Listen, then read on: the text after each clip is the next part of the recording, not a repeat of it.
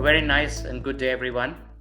Welcome to this discussion on Digital for Growth, a platform journey. As we see, several companies over the last few years have walked this path of building platforms and running these platforms. If you look at the top 6 NASDAQ companies, they've all walked this path and built this digital platform. Each of them today have multi-trillion dollar valuations. Together, they have over $10 trillion valuation. This has motivated many enterprises to take this path of transforming their businesses and having digital platforms as a way to transform their businesses. Two of the key things to think about when you're embarking on a journey like this, or an enterprise is embarking on a journey like this, is what does it take to do in terms of talent, in terms of what is the organization change that you have to drive to be able to achieve this whole transformation. Today, I'd like to introduce Peter to you. Peter is the founder CEO of Everest. Everest is a well-known analyst firm that does research and consulting with several Fortune 500 companies and has helped several companies walk this digital transformation path. Thank you for being here with us today, Peter. Over to you to give your point of view on this very interesting and very business related topic. Peter, please. Well, thank you. So as we think about the issue of applying digital technology to the problem of growth, first of all, I'd say that almost every firm we come encounter with is on that journey right now in some way, in some form. And as they do this, they all find themselves building platforms. Now, as you pointed out, Google and the other platform companies are well developed on this, but there's much to learn from the platform companies as each firm builds their own ability to grow. So the first thing is, why are platforms different than normal technology?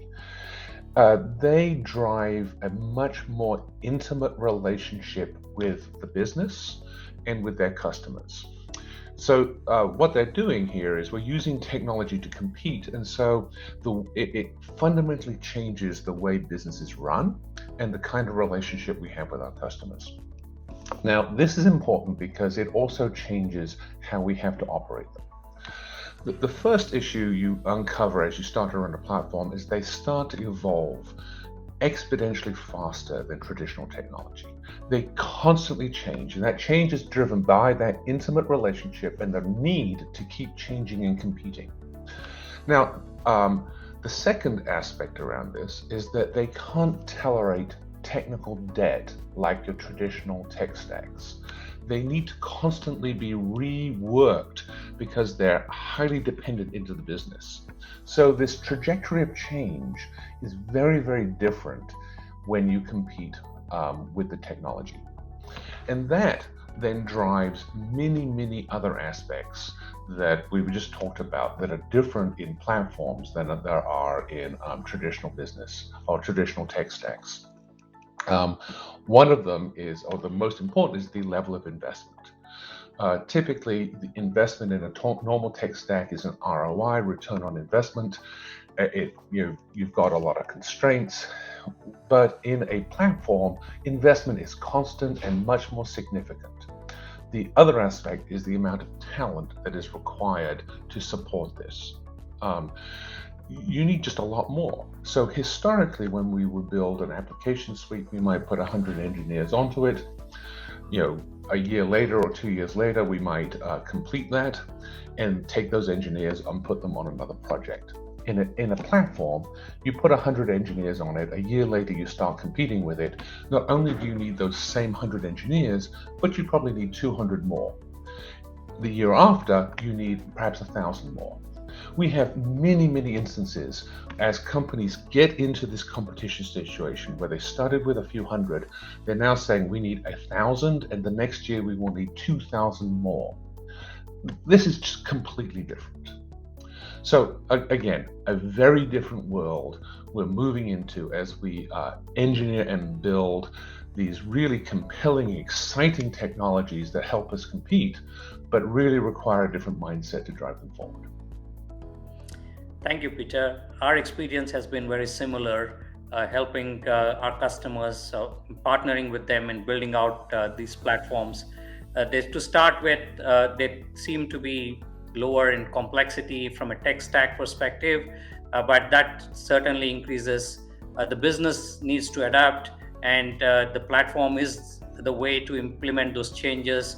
The interactions with customers constantly evolve, and it's a total experience that needs to be delivered to people who are users of these platforms, some of them internal employees, some of them customers, some of them business stakeholders. So that evolution is constant. And what you talked about, that in year one you need 100, you need much more to continue to keep pace with what the business needs and constantly innovate on this platform and deliver new experiences.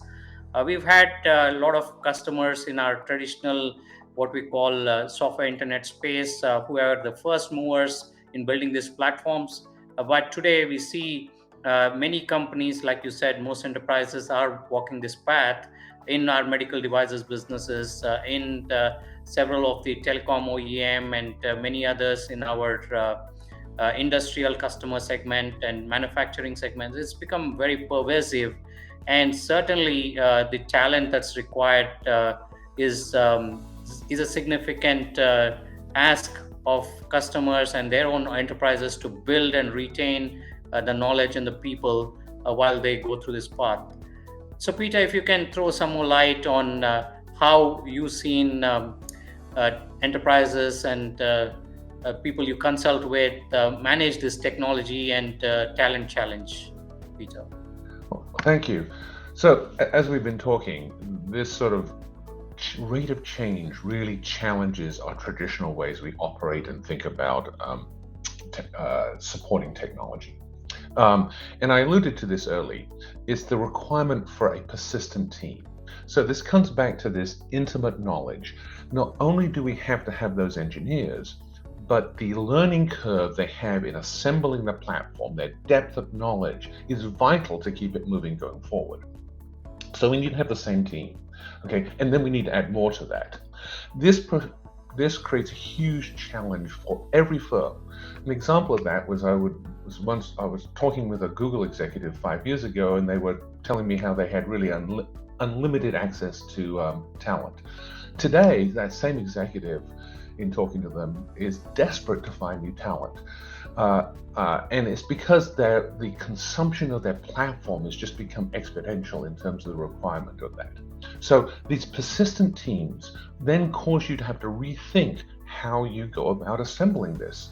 Now, we're in an engineering shortage. There simply aren't enough engineers worldwide at this moment to go around, which really poses a problem for this exponential requirement for more and more engineering. And this is causing companies to rethink how they go to market, at least how they assemble support. They clearly need help outside their own ability to recruit. They're recruiting as many as they can. They're struggling to keep the engineers they have, and they're simply falling way short of their ability to get new engineering in. So they look for outside parties. But the nature of that relationship is changing. It's requiring much more of a long-term, deep partnership. You can't have someone who's like a consulting relationship, bring a team in and then bring them out again. You can't have this casual relationship. You have this deep commitment. And quite frankly, you need both or all the organizations committed against that goal. So what we're seeing evolving is much deeper relationships with their third parties. The old core, non-core is really going out the window, and it's how are we going to operate this? How are we going to draw on other resources to enable us to continue to compete? And that need to compete really becomes existential. Either you're taking share or you're losing share. So the urgency of this rises in the organizations as we move forward. Yes, Peter, I think this long-term commitment is a key tenet, or a principle, which is different from when you build an application suite or a set of products which serve a particular need to a platform which constantly requires change and innovation. Having that team, having the capability, a deep understanding of the business, the way the platform actually implements those needs is significant. And we've seen our customers and we've seen enterprises building this via ecosystem of partners. You usually have a partner who is providing the underlying cloud infrastructure. You have SI who is building it, and then you have somebody who is building the business knowledge. And then, of course, the customer themselves have teams, and making sure they're all aligned to the goal of realizing the business benefits is critical. And this is not a short-term thing, it's a multi-year effort. I'll give you an example of something we've done 8 years back. When we started out, we thought it was a build that takes about a year or two to build, but we saw that the change was constant. We built out a mobile and a web interface to these platforms. As it grew and adoptions changed, it went into multi geographies. They wanted multiple channels, then wanted to have interfaces via kiosks, then went through interfaces via the social media. So it just grew and grew. And at the beginning, when we started out, we could not anticipate all these needs. 5-6 years later, we see the need continuing to innovate and add different aspects to this platform. And like you said, many people on the team are very happy to continue to work because there's innovation and there's always challenges. And we see a lot of continuity of teams expected as well. So I think that is a very different mindset. And I also believe that the kind of governance mechanism that we need to have, including business, IT, partners, ecosystem players, is very significant. So I think these are all the aspects which are different when you walk this path of a platform journey. So Peter, I'd like you to summarize your point of view, and then I can put together whatever we talked about and then go from there. Sure. So as you start to use digital technology to compete, you inevitably build platforms. And as you build platforms, the way you operate them has to change. The old way to manage and run technology simply can't keep up with the rate of change and the intimacy the technology has with the business. That causes you to rethink. First of all, use way more resources than you thought you were going to. And likely, you're going to find that very difficult to find in this market where we simply has a shortage of engineering. Secondly, those resources need to be kept in place and not moved around because their learning curve is very important. This causes you to reach out much more aggressively to third parties to help with that and change the relationship with the third parties so they become much more strategic, much more long-term in nature. So the world is changing. It's exciting. And what we can do with technology in terms of gaining market share and profitability is amazing, but it requires us to rethink how we operate. Peter, thank you for that insight. A lot of companies are motivated to build platforms and move their businesses to run in a platform manner.